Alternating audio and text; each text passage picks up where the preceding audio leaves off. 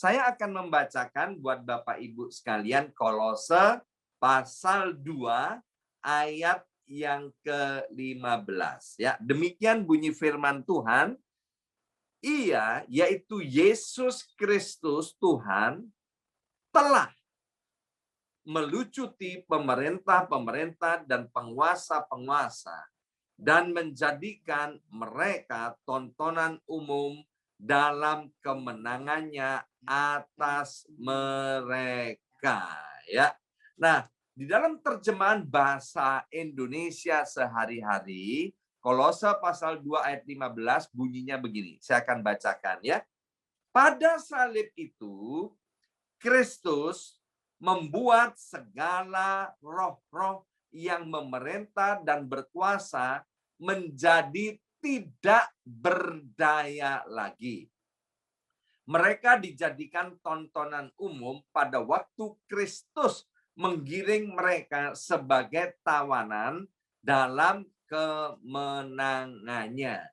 Nah, dari Kolose pasal 2 ayat yang ke-15 ini jelas-jelas Bapak Ibu ya, jelas-jelas sekali dikatakan bahwa kuasa setan, kuasa iblis, kuasa roh jahat, kuasa tuyul, kuasa genderuwo, kuasa sundel bolong, kuasa apa aja yang kita kenal dengan istilah-istilah yang namanya setan iblis ini. Dikatakan semuanya telah, sudah, bukan akan, telah dilucuti, telah dikalahkan. Oleh siapa? Oleh Tuhan kita yang bernama Yesus Kristus. Alkitab dengan jelas berkata, melalui salib Kristus, melalui kematian dan kebangkitan Tuhan Yesus, Bapak Ibu sekalian, maka setan dengan kawan-kawannya, setan dengan seluruh nama-nama dan gelarnya, itu sudah kalah. Kalah total telak dan tidak terbantahkan lagi. Ayat yang lain dikatakan bahwa setan itu, iblis itu sudah ada di bawah kakinya Tuhan kita, Yesus Kristus.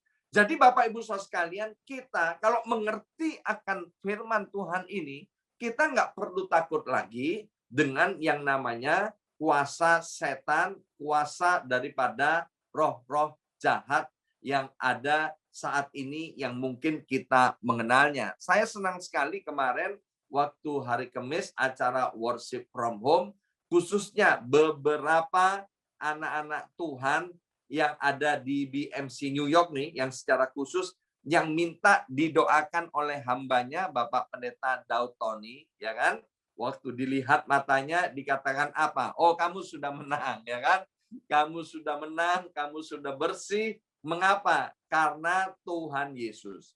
Dan beberapa jemaat dari tempat-tempat lain yang bergabung dalam acara Zoom itu, kemudian dilihat matanya, dan kemudian Pak Daud Tony berkata begini, oke, saya doakan darah Yesus mengusir semua setan-setan. Darah Yesus itu mengalahkan semua setan-setan, ya. Dan itu iya dan amin, Bapak Ibu Saudara sekalian. Nah, pertanyaannya, loh, kok Tuhan Yesus baru menang di atas kayu salib? Nah, pada waktu penciptaan di dalam kitab Kejadian, kalau kita masih ingat Bapak Ibu sekalian, bahwa kita manusia yang diciptakan oleh Tuhan itu diberikan kuasa oleh Tuhan untuk menguasai alam semesta ini, ya. Semua sudah diberikan kepada manusia untuk menjadi penguasanya. Tetapi karena perbuatan dosa manusia itu, sekali lagi karena perbuatan dosa manusia itu, maka sejak saat itu kekuasaan yang ada di bumi ini, itu secara kita tidak sadari oleh manusia, maka kekuasaan itu diberikan kepada iblis, saudara. Yang mana sebelumnya diberikan kepada manusia. Tetapi ketika manusia jatuh di dalam dosa, maka kekuasaan itu diserahkan oleh manusia kepada iblis. Dan kita tahu akibatnya apa? Kekacauan demi kekacauan terjadi di dalam hidup manusia Kekacauan demi kekacauan di atas muka bumi ini terjadi. Mengapa? Karena manusia telah jatuh di dalam dosa dan kekuasaan di atas bumi ini dipegang oleh setan dan iblis.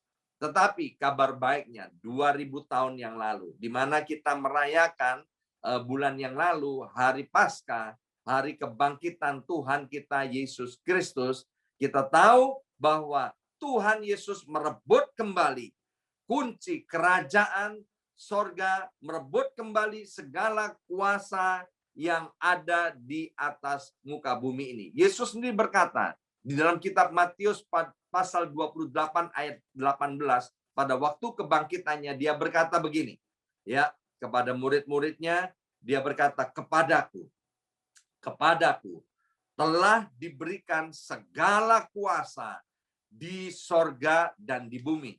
Jadi kekuasaan di sorga dan kekuasaan di bumi itu sejak kematian dan kebangkitan Tuhan Yesus itu direbut kembali oleh Tuhan kita Yesus Kristus. Nah, hari ini iblis yang sudah dikalahkan, apa yang dikerjakan oleh iblis yang sudah dikalahkan itu? Iblis yang sudah dikalahkan itu tidak mau menyerah. Sehingga Efesus pasal 6 ayat 16 yang judulnya adalah perlengkapan rohani, Rasul Paulus bilang begini, kenakanlah seluruh perlengkapan senjata Allah supaya kamu dapat bertahan melawan tipu muslihat iblis. Bersama saya ucapkan tipu muslihat iblis. 23, tipu muslihat iblis. 23, tipu muslihat iblis. Ya. Jadi iblis sudah nggak ada sengatnya. Dia sekarang cuman bisanya menipu, dan menipu. Maka itu Yohanes pasal 8 ayat 44 ya dengan jelas berkata bahwa iblis itu penipu, iblis itu pendusta, iblis itu pembohong. Iblis itu bapak dari segala penipu, iblis itu bapak dari segala pendusta, iblis itu bapak dari segala pembohong. Ya, waktu saya jatuh di dalam dosa perselingkuhan, saya tinggalkan istri saya yang baik ini, Ibu Yongki, saya tinggalkan anak-anak saya yang baik-baik itu, Bapak Ibu Saudara sekalian ya.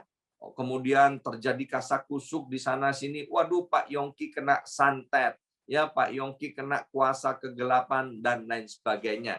Nah, Alkitab menjelaskan saya ini bukan kena santet, ya, bukan kena kuasa kegelapan, tapi saya ini kena tipu, saudara, ya, kena tipu. Karena iblis itu senjatanya sekarang cuman menipu, dan menipu. Siapa yang bisa ditipu? Yang bisa ditipu adalah orang-orang yang whole flock, saudara. Ya, hovlok bahasa Indonesianya adalah goblok ya. Jadi waktu saya jatuh di dalam dosa itu artinya saya ini goblok.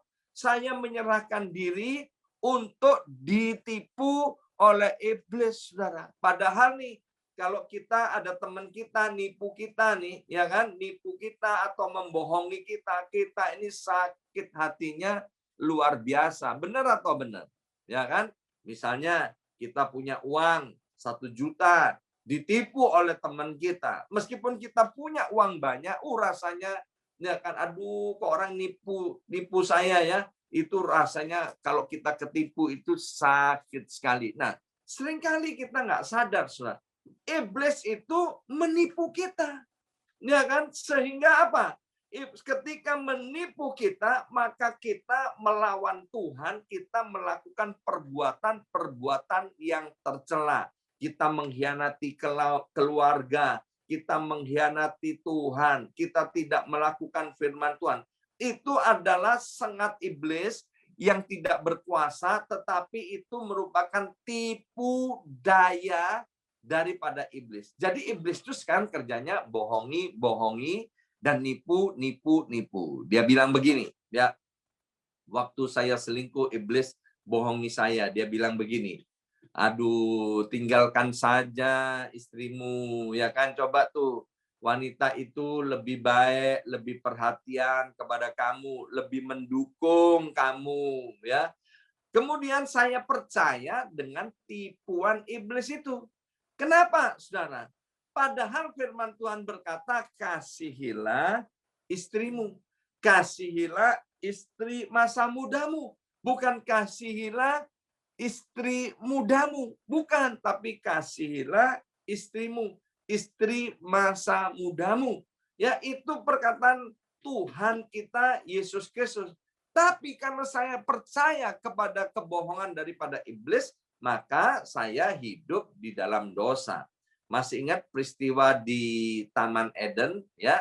Waktu ular berbicara kepada Hawa, ya, ular itu tidak menyengat Hawa, tidak mematok Hawa, tidak melilit Hawa, ya kan? Tapi ular itu menipu Hawa, ya kan? Hawa, kalau kamu makan, ya kan, buah ini, oh, kamu jadi ciamik nih, kamu jadi top, ya. Dan kemudian apa? Hawa percaya dengan tipuan daripada iblis. Maka itu Bapak Ibu Saudara sekalian, ya, kita ini kalau mendengar firman Tuhan, kalau kita membaca firman Tuhan, mari please bacalah firman Tuhan dengan sungguh-sungguh. Bacalah firman Tuhan dengan penuh perhatian. Mengapa? Supaya kita tidak bisa ditipu oleh iblis. Supaya kita tidak bisa ditipu oleh perkataan-perkataan yang menyesatkan. Ya, di dalam kitab Kolose pasal 2 juga dikatakan, waspadalah kamu terhadap para penyesat-penyesat itu. Nah, di dalam kitab Efesus pasal 6 tadi yang saya sampaikan di ayat yang ke-11, supaya kita tidak kena tipuan-tipuan daripada iblis, kita ini diperintahkan untuk menggunakan seluruh perlengkapan senjata Allah. Bukan pakai tameng, bukan pakai pedang, bukan pakai bom, bukan pakai meriam, dan lain sebagainya. Tapi dikatakan supaya kita ini berikat pinggangkan kebenaran dan berbaju sirahkan keadilan. Artinya apa? Tuhan mau kita ini tetap berpegang teguh kepada firman Tuhan. Ya, hari ini banyak ajaran-ajaran sesat yang menyimpang daripada firman Tuhan. Maka itu mari Bapak Ibu Saudara sekalian, perbanyak waktu untuk kita terus membaca firman dan merenungkannya. Supaya apa? Supaya kita tidak kena tipu.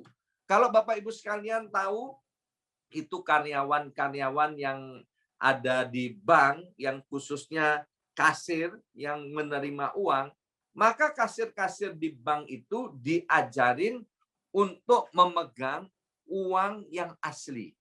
Ya kan?